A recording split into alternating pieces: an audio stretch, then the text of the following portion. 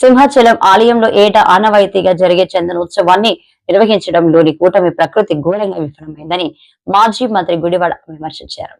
కూటమి పార్టీలు హిందువులను ఓటు బ్యాంకుగానే వాడుకున్నాయని మండిపడ్డారు. ఈ మేరకు ఆయన మీడియాతో మాట్లాడారు. ఏ రోజు వస్తుందనేటువంటిది డిపార్ట్మెంట్కి తెలుస్తుంది. ఏ రోజుకి ఏర్పాట్లు అనేటువంటి పూర్తి చేయాలనేటువంటిది అది ప్రభుత్వం తాలూకా బాధ్యత. కేవలం 3 రోజులు 4 రోజుల క్రితం గోడ కట్టి దానికి కనీసం క్యూరింగ్ చేయకుండా గోడ కట్టాల్సినటువంటి ఆ రూల్స్ అండ్ రెగ్యులేషన్స్ ఏవైతే ఉన్నాయో లేదా దానికి సంబంధించిన టెక్నికల్ ప్రొసీజర్స్ ఏవైతే ఉన్నాయో ఏవి ఫాలో అవ్వకుండా కేవలం గోడ కట్టేయాలన్నటువంటి ఉద్దేశంతో గోడ కట్టేసి క్యూరింగ్ కూడా చేయకుండా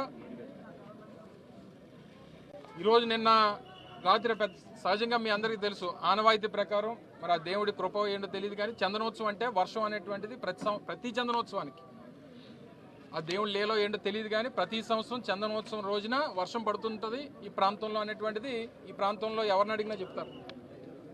సరే గాలి వచ్చింది వాన వచ్చింది ఇవన్నీ ప్రభుత్వానికి సాకుల్లా కనబడచ్చు కానీ మీరు చేసినటువంటి ప్రక్రియలో ఆ గోడకి భక్తులకు సంబంధించినటువంటి ఈ టెంట్లు వేయడానికి ట్రస్సులు వేయడానికి ఏదైతే ఏర్పాట్లు చేశారో ఆ క్యూరింగ్ అవునటువంటి గోడకు తీసుకొని వచ్చి ట్రస్సులన్నీ కూడా తగిలించి దానికి మేకులు కొట్టి పూర్తిగా ఆ గోడను సపోర్ట్ కింద తీసుకొని ఏర్పాట్లన్నీ కూడా చేశారు.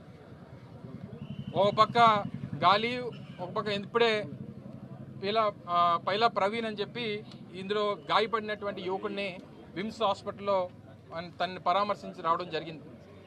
ప్రత్యక్ష సాక్షి ఆ అబ్బాయిని అడిగాం ఏం జరిగింది ఎలా జరిగింది ఏంటి అని అంటే క్లియర్ చెప్పాడు. సార్ పెద్ద గాలి వేసింది గోడ ఫ్లెక్స్ ఊగినట్టు ఊగింది సార్, అది ఆ చీకట్లో మాకు లైటింగ్ కూడా లేదు ఆ టైంలో, అది గోడో లేకపోతే ఫ్లెక్సో ఏంటో తెలియలేదు, కళ్ళుమూరి చేసి లోపు మొత్తం గోడంతా కూలిపోయింది, కిందన ఉండిపోయారు. నాకేమో ఆ కుర్రోడికేమో ఐరన్ ట్రస్ ఏదైతే ఉంటుందో అది వచ్చి కాలు మీద పడిపోయి ఆ యాంకిల్ బ్రోన్ అనేటువంటిది ఫ్రాక్చర్ అయ్యింది. అంటే క్యూరింగ్ అవునటువంటి గోడకు తీసుకుని వచ్చి ఆ గోడ ఇది కూడా మీరు చూస్తే ఇది కాంక్రీట్తో సహజంగా మీరు చూడండి, మీరు ఎక్కడన్నా ఆ కొండ చర్యలు ఉన్నటువంటి ప్రాంతంలో రిటైనింగ్ వాల్ కట్టినప్పుడు కాంక్రీట్ వాల్స్ కడతారు. మీరు చూడండి హనుమంతవాక్ జంక్షన్లో కానీ లేకపోతే ఇతర ప్రాంతాల్లో కానీ కొండవాళ్ళ ప్రాంతాలు ఎక్కడున్నా సరే కట్టాల్సినటువంటిది కాంక్రీట్ వాల్. ఇలాంటి ఫ్లై యాష్ బ్రిక్స్ తీసుకొని వచ్చి కడితే ఇది పరిస్థితి. దీనికి క్యూరింగ్ లేదు, మధ్యలో కావాల్సినటువంటి కాంక్రీట్ పిల్లర్స్ లేవు, క్యూరింగ్ అనేటువంటిది జరగలేదు. దానికి తీసుకొని వచ్చి ఐరన్ ట్రస్లు అన్నీ కూడా తీసుకొని వచ్చి ఏర్పాట్లకు సంబంధించినటువంటివి అన్నీ ఇదే గోడకి వారు కొడితే దీని నాణ్యత ఇది. ఆ చుట్టుపక్కల ఉన్నటువంటి మీరు కూడా పత్రికా సోదరులు కూడా ఉన్నారు ఇందులో, మీరందరూ కూడా దగ్గర నుంచి చూసుంటారు. ఈ పక్కన ఉన్నటువంటి ఏర్పాట్లకు సంబంధించినటువంటి ఏదైతే పెండాల్స్ ఇవన్నీ కట్టారో దీనికి సంబంధించినటువంటి సపోర్ట్ అంతా ఈ గోడ మీద పెట్టారు. సహజంగా గాలి వచ్చినప్పుడు ఏమవుద్ది, అటు ఇటు పెద్ద ఎత్తున పెద్ద గాలి వచ్చింది, ఆ ఊగింది అంతా తీసుకొని వచ్చి ఆ కొండ చర్యలతో పాటు పూర్తిగా భక్తుల మీద పడిపోయి అక్కడికక్కడే 7 మరణించారు. పాప ఆ కుటుంబ సభ్యుల తాలూకా రోదన చూస్తే వాళ్ళని ఎవరు ఓదార్చేటువంటి పరిస్థితి లేదు. 30 ఏళ్ల కుర్రవాడు, 27 ఏళ్ళ ఆయన భార్య, ఆ భార్య తల్లి, వాళ్ళ మేనత్త, 2 యువకులు, అంబాజీపేటకి సంబంధించినటువంటి 2 యువకులు, ఒక స్టీల్ ప్లాంట్లో పనిచేస్తున్నటువంటి ఒక ఎంప్లాయ్. వారు కేవలం భక్తులుగా దేవుడి దర్శనానికి వచ్చి ఆ నిజరూప దర్శనం చేసుకుందామని చెప్పి పాప రాత్రి 2 గంటలకి క్యూ లైన్లో 300 రూపాయల లైన్లో నిలబడి చేస్తే ప్రభుత్వం కనీసం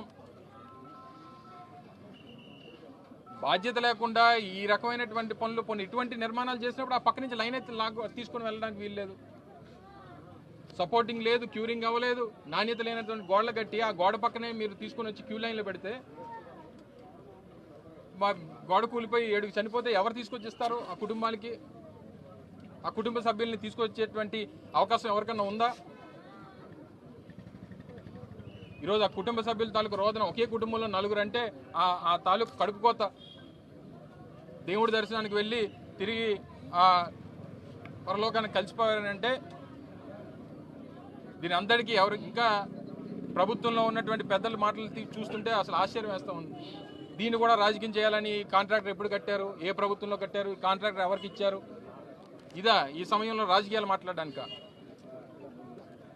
వైఎస్ఆర్ కాంగ్రెస్ పార్టీ డిమాండ్ చేస్తూ ఉంది, ప్రతి కుటుంబ చనిపోయినటువంటి ప్రతి వ్యక్తికి ఆ కుటుంబ సభ్యులకు ₹1 కోటి ఎక్స్గ్రేషియా ఇవ్వాల్సిందే, ప్రభుత్వం నుంచి ఒక ఉద్యోగం ఇవ్వాల్సిందే.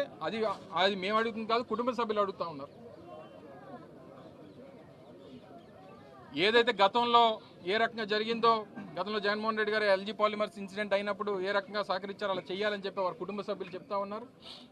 తప్పకుండా ప్రతి కుటుంబానికి చనిపోయినటువంటి ప్రతి వ్యక్తికి ₹1 కోటి ఎక్స్గ్రేషియా ఇవ్వాల్సిందే, ప్రభుత్వ ఉద్యోగం ఇవ్వాల్సిందే అనేటువంటిది కుటుంబ సభ్యులు అడుగుతూ ఉన్నారు.